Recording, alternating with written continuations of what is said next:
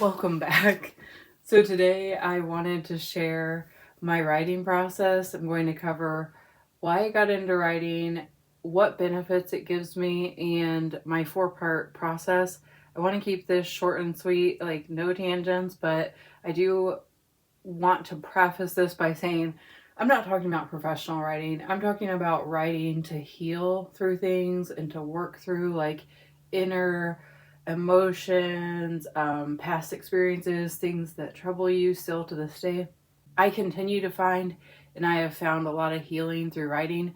So this isn't just like how I feel, but there is science behind this. I learned this on her YouTube channel, which is something I didn't know, and I had been doing it, but writing is a form of like self therapy. So I just thought that was cool to learn later in my recovery after I'd been doing it for so many years. It kind of verified that this does help me. Like, even though certain people in my life discouraged my writing because it made them uncomfortable, it was healing for me, and it continues to be.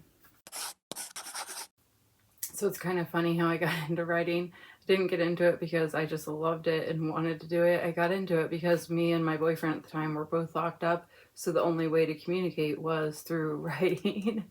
um, and then it sort of evolved from that into rehab, letters back and forth, halfway houses, and then finally being together, and then the cycle repeating itself. So I definitely wrote a lot of letters.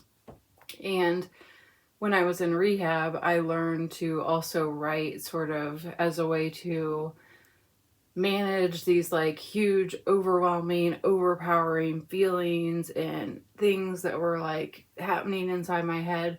I could write.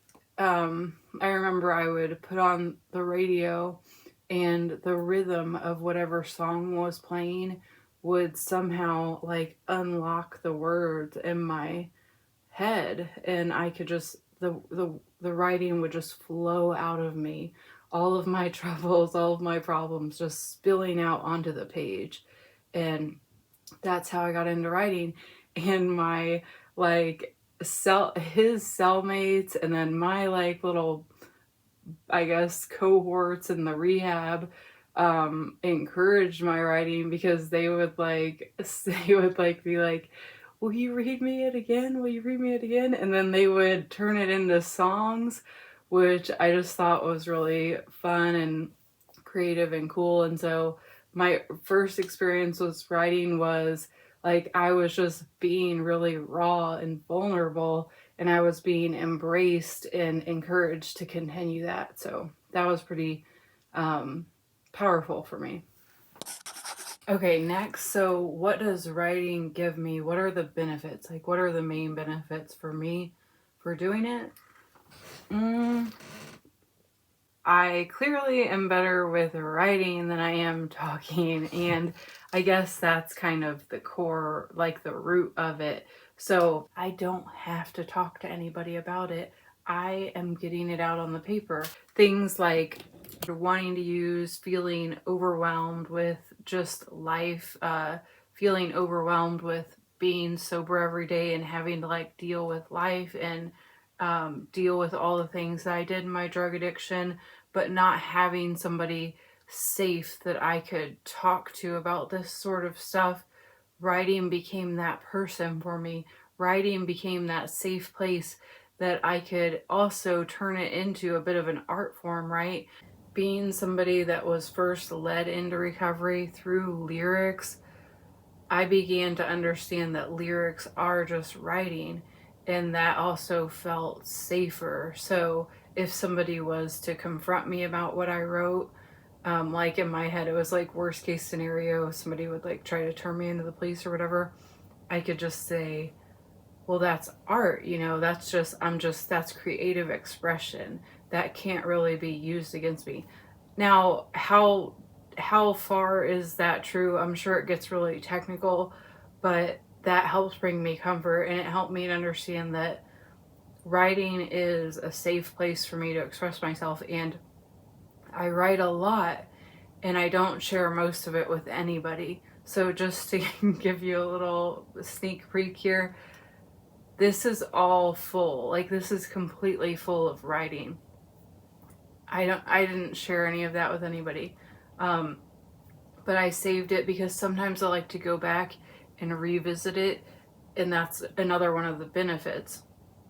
I also sometimes feel like it's a valid thing that I want to like go deeper into and write in more detail, but this was just the initial getting it out of me.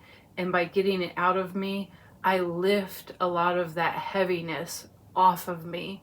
It's like the process is painful, but once I get it off of me, I feel lighter.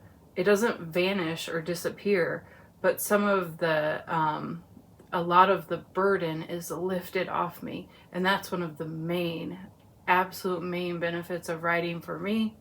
And that's why it is one of my number one, number two, number three. It's at least one of my top three coping skills in my recovery, and will probably continue to be throughout my entire life. Versus talking to a therapist and crossing those boundaries wasn't an option for me. I guess an easy way to say it is I've been through enough therapy that I've volunteered to go to and that I've been kind of forced to go to, like court ordered to go through. I've been through enough therapy to understand there are boundaries. So if you want to keep yourself able to live a new life and to not go back to prison or create a new case for yourself, there are certain boundaries of things that you cannot say to your therapist, or they will have to get the police involved. So I read the fine print when I go into these. I read the fine print before I go into therapy, and I'm not currently in therapy right now, but anytime I get a new therapist, I read the fine print so I understand the boundaries. What that does is when I'm in therapy, I'm not speaking freely. I'm kind of editing in my head. So it doesn't really feel that healing. And writing is a way to talk without thinking, talk without judgment, like venting to a therapist, but this therapist isn't going to turn you into the police, you know? Another benefit is it's like a tunnel back in time. So some of the writings I've kept many from my rehab, and one of my therapists encouraged me to keep them, and the reason was so that I could look back, read those, and acknowledge that hopefully I had come a long way and made progress, and so I could sort of see that firsthand. Let me see if I actually can find one, and I could read you a little snippet so you understand what I'm talking about. Alright, I've been putting this off. I'm in the car now. Mostly because it's going to be embarrassing. I'm recording this while I'm sick, which is actually quite fitting because I was very sick when I wrote these. If you're easily offended, you're not going to want to listen to this part. But there is a point I'm getting to here, so I'm not going to read this whole thing. Dope-fueled slut, greedy-ass cunt, not the compliment you want. Tired of the passive-aggressive fuck yous for breakfast, lunch, and dinner. Not amused, not amused. 15 deep emotionally, feeling everything because I'm clean. Fluent in 5 new languages that don't translate directly, existing hypothetically. You get the point. I was pissed off. Then I can see that and be like, I'm really glad that I took the time to get myself sober and to work on all these issues I had so that I wasn't constantly projecting them onto other people like I was throughout all of my 20s. And I think pretty much through my 20s, all of my 20s. All right, let's get into the 4-part process.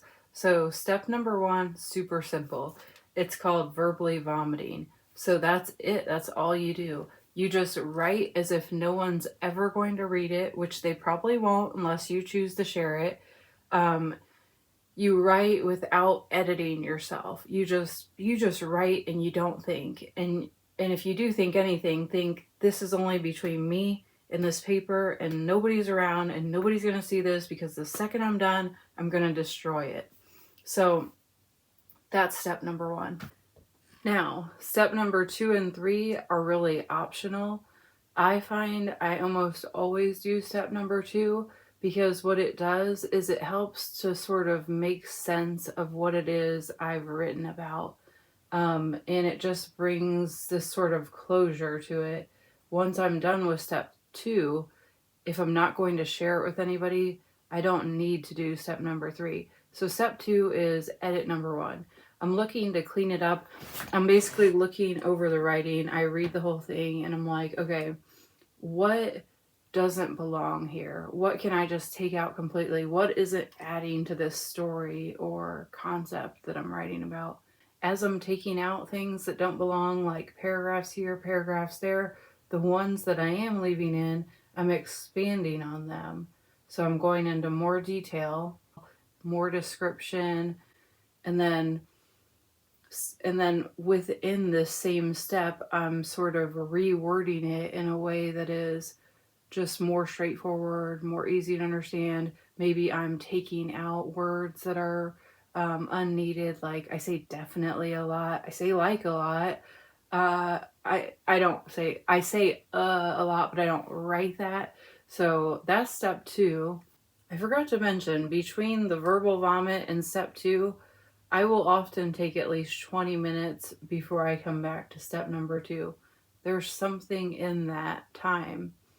If I take longer, that's fine too. But a lot of times I just want to get through it. So there's something in that little bit of a micro break that does something. Then between step 2 and step 3, and this is very important, I take almost a full day if possible, several hours at the bare minimum before revisiting back to step 3. And the reason is then I have like an actual new perspective on it, like fresh eyes, I guess you could say. And step 3 is the final edit. So the final edit would involve things like, if I'm going to share it like online, for instance, Medium could be a good example, like the articles I post over there, then during this step, I'm going to have to do like punctuation and checking for spelling errors, spacing the paragraphs and all that. But if it's just for like personal, which is what I want to focus on today, then all I'm really doing is little tweaks. Like I read it, let's swap this word out for that word. I'm reading it out loud on step number 3 too, and the first 2 I'm not reading out loud, I'm just reading it quietly. But step 3, I read it out loud, and I'm sort of matching how I read it to how it's written. So I want it to be how I talk. I want my writing to be my voice, how I speak. So if I'm reading it and all of a sudden I'm like, no, I don't talk like that, then I reword the sentence in a way that flows more naturally. It's more fluid. So yeah, that's it. That's pretty much all I do for step 3. And I do look again for words that I've repeated too many times, and I'll just go on like the dictionary.com and I'll just type in synonyms for this word. And if I think the word is a word that I would use, then I switch it out. But if not, I don't stress too much about that. I'll just leave the words in as they were. Because a lot of it is just common sayings and it is how I talk. So I try to improve, but I don't over edit it, because like I told my son when he was reading one of my Medium posts, it was about my addiction. It was the one I think that I shared on here, the personification. He was like trying to over edit it, and I was like, okay, well, there's no point in slapping lipstick on a pig. You know, it is what it is. Drug addiction is a really sort of grisly subject matter, and you can't really clean it up that much, because if you do, then you're putting out something that's not true to what it is. It's a really horrendous, ugly situation. That's drug addiction. So when I'm writing about these sort of things, I have to keep it in perspective of like, edit it, but to a certain point, you know, where it doesn't make sense anymore, then just stop. Number 4, and the last step of the writing process, it's easier for some people than others, and it doesn't involve writing at all. It involves reading. So somewhere along the way, I got the advice that if you want to be a good writer, a great writer, an extraordinary writer, you have to become an avid reader. and I took that advice to heart. Early in my recovery, I had to dramatically slow down the pace of my lifestyle because my days were spent in treatment, in drug rehabilitation. At the time, I was in outpatient treatment. I believe it was 2 years. I was in there for a really, really, really long time. And that's after I got out of inpatient. And because I was a full-time criminal before quitting drugs, I had no job, I had no work, and I had no work in sight because I had to show up to rehab just as if it was my school, really. So I spent my downtime writing, reading, and chain smoking cigarettes, really. And I came across I wanted to share because I know it was like a really popular book back in the day, but when I found it, it was, I'm sure, far later. And I love how these are his chapters. This was the first writer I read that he was a drug addict, and he was writing about his addiction, and he was writing in a way that was very candid, and he wasn't ashamed to like put himself out there and just really describe what it felt like to be trapped in his drug addiction and to try to overcome it. He did a really, really good job of sharing that process. Okay, let's read Bella a little story time here. So this is why the book appealed to me so much. I'm going to read like a few sentences so that you can understand what I'm talking about. Okay. The pain subsides, and I crawl into the bathroom, and I grab the sides of the toilet. I wait, and my breath is short, and my heart palpitates. My body lurches, and I close my eyes, and I lean forward. Blood and bile and chunks of my stomach come pouring out of my mouth and my nose. It gets stuck in my throat, in my nostrils, in what remains of my teeth. Again it comes, again it comes, again it comes, and with each episode a sharp pain shoots through my chest, my left arm and my jaw. I bang my head on the back of the toilet, but I feel nothing. I bang it again, nothing. Now do you see what I mean? That really spoke to me in my early recovery. That was the first time I read an author that I could really relate with. She's probably not going to go to sleep after that. And so this was one of the very first books that I felt like encouraged to write also about my addiction, and not to let it just sit and like sort of fester inside me, but try to make an effort to get some of that out of me.